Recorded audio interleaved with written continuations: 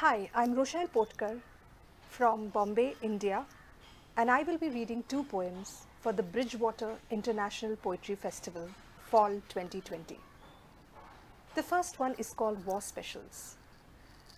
Today, I think in this day of trolling, Twitter, fake narratives, I wonder sometimes what the word means when it also means clay to us as writers, poets, and wordsmiths. War Specials.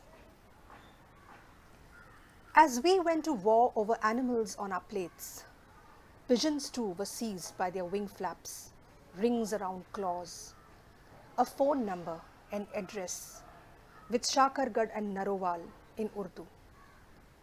Spy pigeons, unbelieving of borders, photographed, carried messages, guided bombs, like knights wore horses that bit and kicked, and elephants that were machines.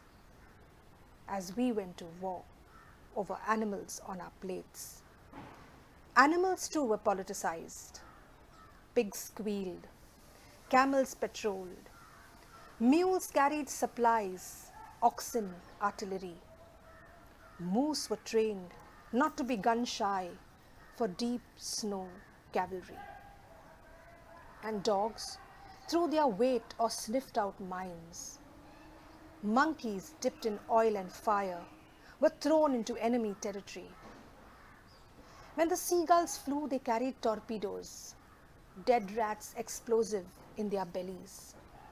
Vultures, pelicans thrown into air came back darkly and powderly.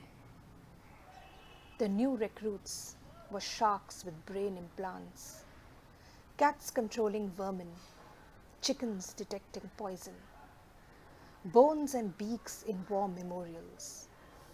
It wasn't only Noah's dove that returned after the flood, Molotov cocktails. We haven't otherwise even left the bacteria, virus, fungi, embedded with heavy explosives, unseen beasts, second only to racial slurs. We now have words to reproduce in our bodies and ears, time over our grand internet, staying in memory, trolled by embittered species. And words, they have a separate gallantry. This poem is called The Girl from Lal Bazaar. The girl from Lal Bazaar sips divination of cups, laced in ginger over a surface and saucer of zodiac signs. In dark, dusky mornings after wine sediments in beer mugs of last evenings. Gorging eyes of popped cardamoms, brittle bones of promises, unspooling the wedge of her mother's sari under umbilical. Swallowing the rain in vertical pills, a landlocked dream gathers vapor.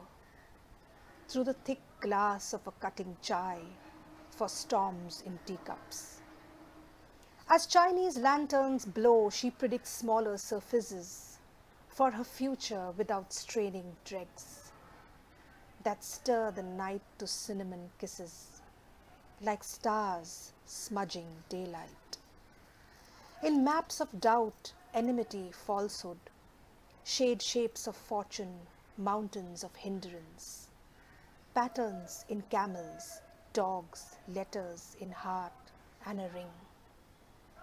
She starts at the rim like the white women did after independence, holding teacup handles to their spiral bottom, reverse imaging white negative spaces in clumps of flavor, breaking potencies of freedom on a stain with satin.